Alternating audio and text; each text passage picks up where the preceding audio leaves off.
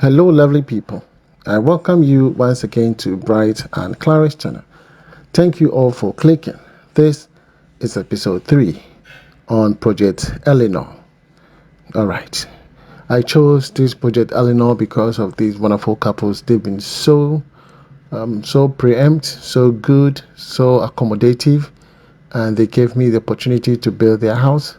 So Project Elenor meaning sunshine. And I'm so grateful to be the one they gave the notch to build their house. It's a gradual process. We are not in a rush. Finances are a bit hard, but we are optimistic, trusting ourselves that once we stick to the goal, we'll be able to achieve everything. So this was designed by Jonathan Tete. Okay, he came up with this wonderful design, and the client is loving it. Myself, I just love the design. Alright, so let's go into the video. If you need a plot of land to build your dream house, look no further to contact Select Estate. Select Estate comes to you with an affordable, litigation-free, no chieftaincy dispute. The land is affordable, so own your land, register it, and pay it in installment. Take your time, put up your perimeter wall, and plan your dream home and build without any stress. Okay, contact them on the numbers and email them if you want. Come and thank me later. All right, so again, you're seeing the startup to the profiling, which we saw in episode 2. Okay, so here in episode 3 they started digging, and you can see from here that the ground is not playing at all. This is really hard, and I like it in such areas because when you build your house on a rock, it's forever and ever. Okay, so this is amazing. It's a huge house, and we are determined to execute it to make it look exactly as you see in a 3D. It's going to take a while. We're giving ourselves 2 to 3 years, okay, depending on financial status. Once we have more finances, the project will move faster, and so we are going step by step as the client has denoted. So digging is very, very crucial. People here will use payloader, but payloader will end up messing up the entire trenches. You have to use the same manual people to do the cleanup. You understand? And so for me, I just go ahead and use the manual labor for the digging. There are some designs that you can use a payloader for the digging. That's okay, and that depends on the kind of area, the soil, and everything. You understand? So such areas like this, using a backhoe becomes a bit challenging. Okay, you can see how linear it is. But when you use a backhoe, sometimes you still need a manual personnel to come in and straighten up the lines. Are you with me? Yes. So in the meantime, whilst we're doing the digging, my cousin, Mr. Jonathan Amwa, is also getting ready for the borehole drilling. Okay, this is very, very important to get your borehole done. Yes, to get your borehole done. Once you have water at the site, you are good to go.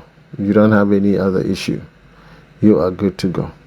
So once a while, you go like, okay, I don't have to buy water. You don't have to buy water. This will sustain the project, and even after the project, you have water flowing every day. Every day. You don't have to buy water anymore. Okay. So again, someone asked, what is the depth of this foundation? The depth of the foundation is 3 feet 6 inches. Okay, we are going 3 feet 6 inches. For the block work is 3 feet. For the columns is 3 feet 6 inches. Okay. We're gonna do blinding. After blinding, we're gonna do pillar settings. After the pillar settings, then we're gonna do foundation concrete casting. After the foundation concrete casting, we're gonna do the footings block work. Okay, footings block work. After the footings block work, we're gonna do footing pillar casting, and after that, we're gonna do bitumen painting. After the bitumen painting, we're gonna do laterite filling. After the laterite filling, we're gonna do what we call the plumbing works. After the plumbing works, we're gonna do mesh and ground beams. We're gonna do mesh and ground beams. After the mesh and the ground beams, Then we're going to do our oversight concrete casting. In all of this, we are still going to apply our DPM, which is the damp-proof membrane. It is very, very important. Never underestimate the damp-proof membrane. Don't say, oh, I've been told that my area is not salty, it is not that, so you don't need a DPM. Don't ever underestimate that. Protect yourself before it becomes too late. DPMs comes with higher grades. Okay, there are fake ones in the market and there are quality ones. The quality one is around 1,400 Ghana cedis. 1,400 Ghana cedis. So go in for the 300 MU. Okay, 300 MU is of a good grade, good for your oversight concrete cast and that of the foundation concrete cast.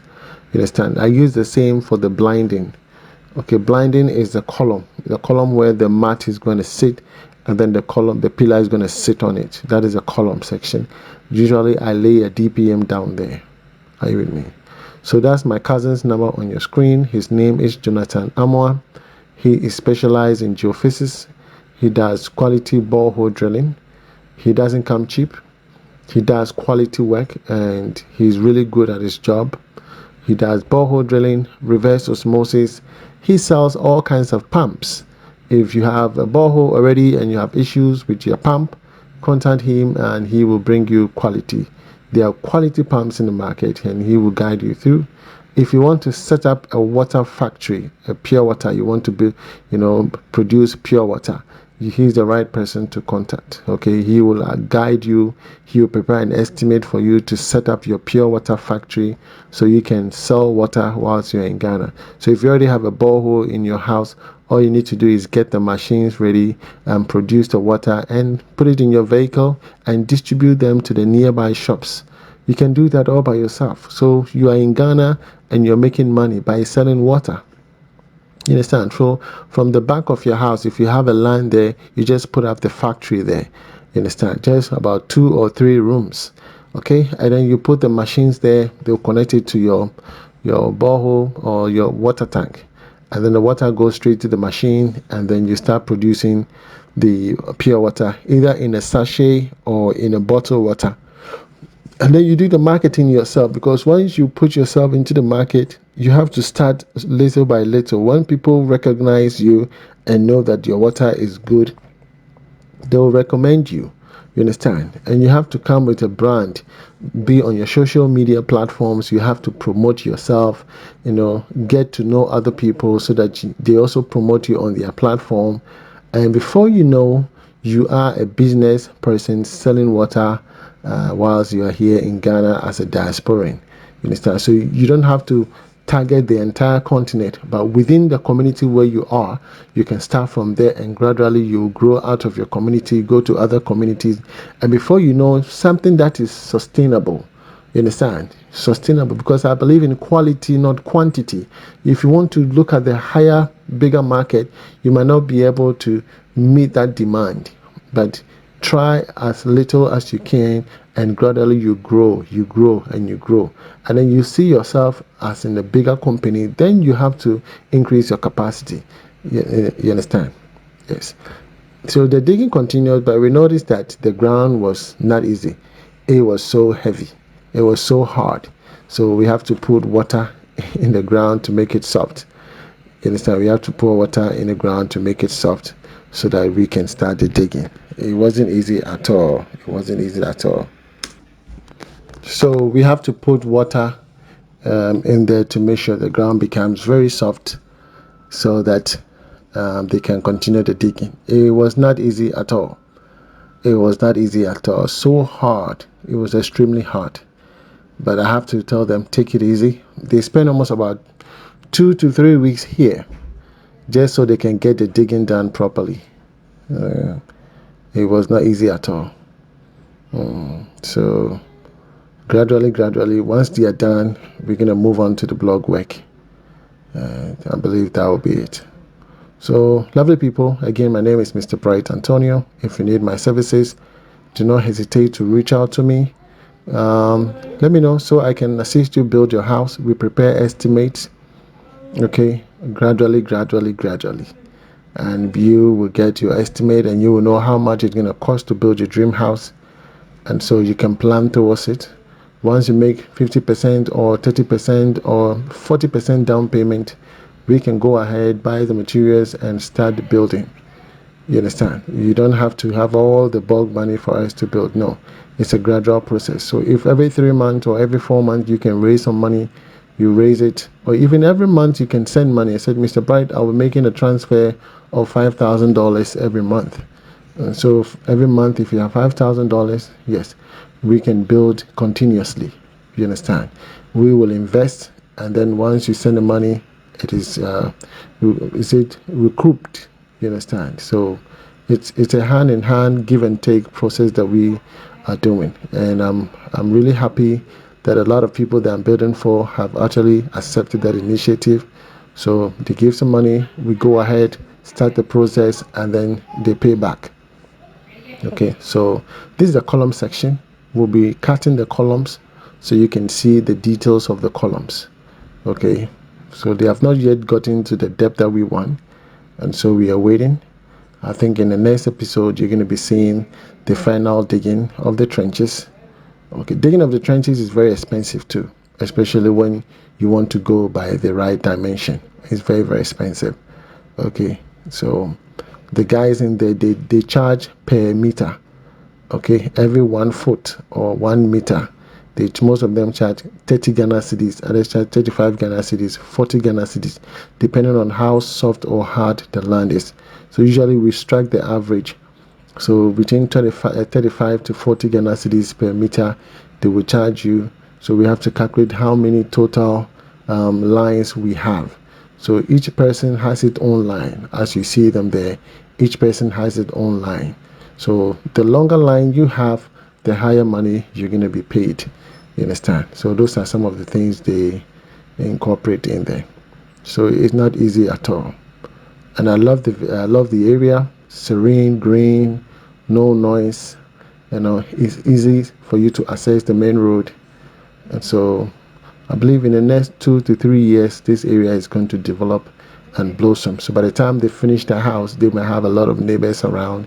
They may have a lot of community also developing theirs. So nowhere is a village. All you have to do is you begin yours first. Don't wait for others. Go ahead and begin yours. Don't say, oh, this is in the forest. This is no. Once you like the place, it's easily accessible. You can get access to the main road. Okay, whatever you need within that particular time is okay with you. Just go ahead and start building. Okay, unless of course those who want to build within a year and want to move in. You understand? It means that your choice of selecting the land will be very important for you to determine exactly where you want to build your house. You need to select your plot wisely. Are you with me? But if you're looking at a term of 5 years term, then you need to not buy an expensive plot, but an up and coming land where you know that, okay, in the next 5 years, this area is going to grow and you are going to have value for your money. Those are the areas you need to target. My name again is Mr. Bright Antonio. I am the CEO of B&C Constructions Limited. Okay, if you need my services, do not hesitate to reach out to me and I will gladly come and assist you. Okay, reach me via the numbers and we can do a video call. From me to you, shalom. God bless you. I'm out.